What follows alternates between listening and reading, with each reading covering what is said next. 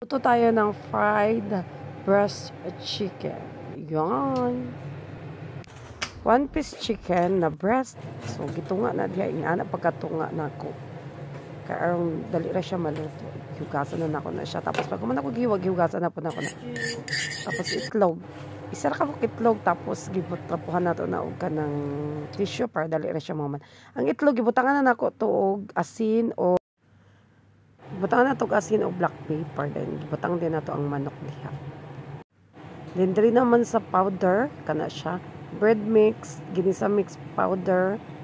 Ang butangan na ako na siya diha og mga ingredients, no.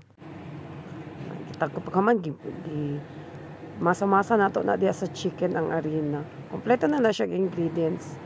Tapos, nagkuha tag kalha. Gamay nga kalha. Kay isa man kabuk, duha man kabuk katulog. Tapos kato siya, gibutangan naman po ako siya sa itlog. No? Tapos pagka man ako balik sa itlog, gibutangan ako siya sa breadcrumbs. Pero yung breadcrumbs, dili man ta na mao, pero kada may gihatag. So, kaya nakalimot man ko palit, no? Kaya nagpalit man ko sa gawas. So, kana akong gikuhan. Pagka man, nakato na dahil ng luto na siya. Gipalin na natin.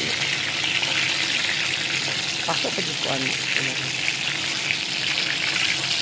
Kinanglan, ang pagluto, hinari siya apoy kay naman siya breadcrumbs, sari siya maluto ba?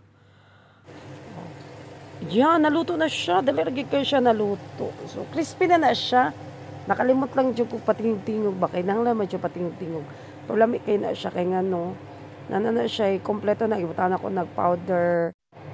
So, katong kuan din na arena na pwedeng mix na garlic powder, tanan na siya, mahulasan na siya, kasi na kinahanglan og sauce, kay lamig naman siya. So, man na siya, isa kabuk breast, man na siya ang naong, lamig na kayo na siya. O, diba? Dari siya maluto, kinahanglan lagad hinay o gapoy. Ayun lang. O, diba? Yan na siya kalang. Kinahanglan lagad siya hinay o apoy para dili masunog ang breadcrumbs. Kato isa kasi ganina kita suker nga apoy tayo sa ayan akong hinayan. So hinay lang yun siya. So daan, so lamig yun kay siya. Basta, proud kay kunin nga akong pagkaluto kay nga no, perfect ay. Sa akong feeling perfect ay nga pagkaluto ha. So daan. So nagkaon ako anak, itilawan na nato. So mainit pa siya kasi lamig siya. Thank you for watching.